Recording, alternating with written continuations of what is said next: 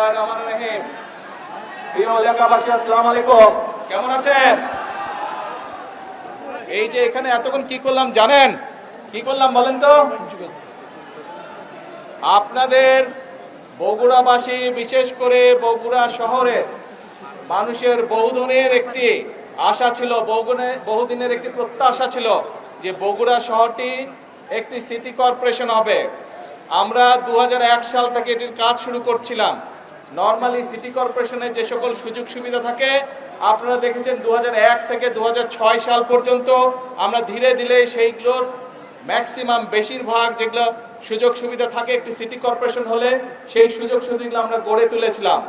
এখনো কিছু কাজ বাকি আছে, তবে আমরা এটি আজকে আনুষ্ঠানিকভাবে ইনশাল্লাহ সিটি কর্পোরেশন হিসাবে আমরা আনুষ্ঠানিক যাত্রা আজকে শুরু হলো বগুড়া শহরে।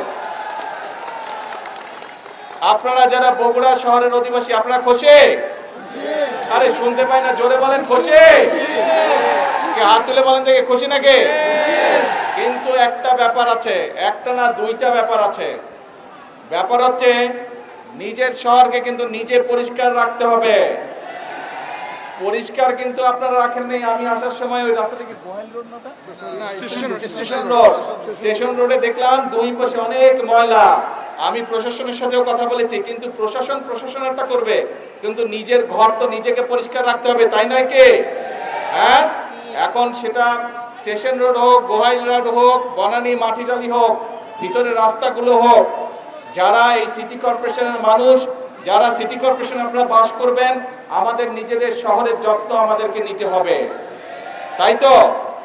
আমরা সবসময় আপনারা বলেন যে বগুড়া শহরকে একটা মডেল টাউন হিসেবে গড়ে তুলবেন, কিন্তু মডেল টাউন করতে গেলে তো শুধু সরকার একা পারবে না।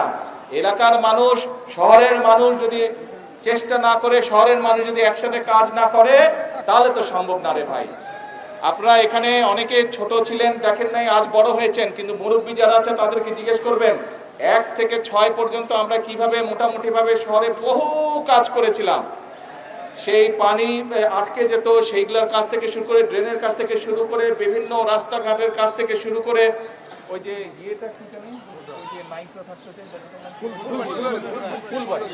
ফুলবাড়ির ওইদিকে যে ভিতরে রাস্তাঘাটগুলো ছিল, সেই রাস্তাঘাটগুলোকে ঠিক করা সহ, ড্রেনেজ ঠিক করা সহ বিভিন্ন কাজগুলো আমরা করেছি। এই দুই পাশে করতর, ওই পাশে যে ব্রিজগুলো ছিল, আগে ছিল একটা ব্রিজ, আপনাদের এই বিএনপি সরকারে কিন্তু 6টা এক্সট্রা আরো 6টা ব্রিজ আমরা তৈরি করেছিলাম। কিন্তু এই সবগুলাই আরো কাজ করা যাবে, কিন্তু আপনারা যদি যত্ন নেন, যত্ন নিতে হবে, পারবেন তো? ঠিক আছে, দেখবো যে বগুড়ার মানুষ নিজের শহরের কতটুকু যত্ন নেয়, ঠিক আছে? আর আমার পাশে থাকবেন ইনশাল্লাহ।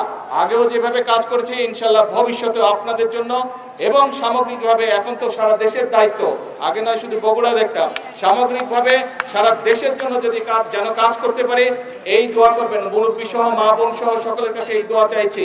আমি বগুড়ার সন্তান, আপনাদের সন্তান, কিন্তু সারা দেশের মানুষ আজ দায়িত্ব দিয়েছে।